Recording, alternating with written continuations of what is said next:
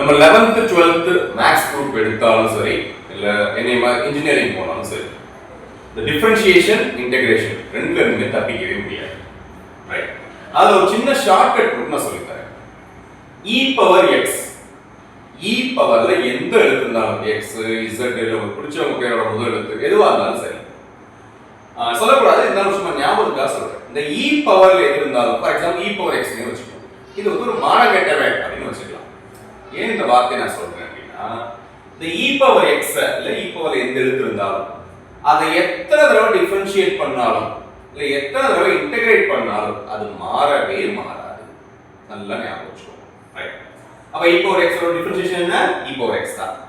அதை இன்டகிரேட் பண்ணாலும் என்னதான்? e பவர் x தான். நான் சொன்ன மாதிரி x க்கு பதிலா எந்த எழுத்து போட்டாலும் அதே ஆன்சர் வரும். சரி, ஆனா இப்போ இங்க வாங்க, இப்போ e பவர் -x இல்ல -y ன்னு வச்சுக்கலாம். இப்போ என்ன சார் ஆகும் அப்படின்னா மாறும் எப்படின்னு சொல்றேன். இதுல அப்படியே அந்த ஆன்சர் எழுதிக்கணும். இப்போ இந்த y-ய மறைச்சுக்கங்க. ஆக்சுவலா எந்த ஒரு எழுத்து இருக்கு அப்படினாலுமே ஃபார் எக்ஸாம்பிள் இப்போ ஒரு எழுத்தை நான் x ன்னு எழுதுறேன், இதுக்கு என்ன அர்த்தம்? இது பக்கத்துல நம்ம கண்ணுக்கு தெரியாம 1 இருக்குன்னு அர்த்தம் இல்லைங்களா? 1x. அது மாதிரி இப்போ இந்த y பக்கத்துல என்ன நம்பர் இருக்கு? 1 இருக்கு. கரெக்ட்டுங்களா? முன்னாடி என்ன சிம்பல் இருக்கு? மைனஸ் இருக்கு. அப்ப இந்த e மறைச்சுக்கோங்க, y மறைச்சுக்கோங்க, மைனஸ் இருக்கு. y பக்கத்துல என்ன நம்பர் இருக்கு? கண்ணுக்கு தெரியாம 1. அப்ப அந்த -1 கொண்டு போய் பக்கத்துல மல்டிப்ளை பண்ணிக்கணும். எப்ப? டிஃபரன்ஷியேஷன்ல. இங்க y க்கு பதிலா என்ன எழுத்து இருந்தாலும் அதே லாஜிக் தான்.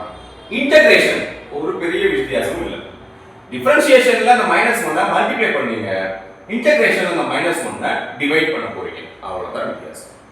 ரைட், அடுத்து 12th சமச்சீர் எக்ஸர்சைஸ் 10.8 ல சம் நம்பர் 3 ல இந்த பார்ட் வரும். e power rt/l dt. Sir ஏன் சார் இங்க dt dx லாம் போடலன்னா உங்க குழப்ப வேணாம், சிம்பிளா இத மட்டும் சொல்லலாம் தான் நான் போடாம விட்டுருக்கேன். ரைட், இங்க வந்து உங்களுக்கு தேவைப்படுது, அதனால நான் சொல்றேன். அதாவது என்ன பண்றேன்னா இந்த டேர்மை வந்து t ஏ வச்சு டிஃபரன்ஷியேட் பண்றோம். சரிங்களா? டைமை வச்சு. அப்ப என்ன சார் ஆகும் அப்படின்னா இன்டகிரேஷன் பண்றப்ப ஒண்ணுமே இல்ல, இந்த t தான் இந்த t யோட ரெப்ரசன்டேஷன் இல்லையா? அப்ப இத அப்படியே எழுதிட்டு e யோட பவர் இத அப்படியே எழுதிட்டு இந்த t யை மட்டும் மறைச்சுக்கோங்க. இந்த t கூட இப்படி வச்சுக்கலாம். இந்த t யை மட்டும் மறைச்சிட்டீங்கன்னா மிச்சம் என்னலாம் இருக்கு? r/l இருக்கா? அத அப்படியே கொண்டு டிவிஷன்ல போடுங்க. இவ்வளவுதான் இன்டகிரேஷன். சரியா? வேற ஏதாவது டவுட் இருந்தா கேளுங்க, அடுத்த வீடியோல சொல்றேன்.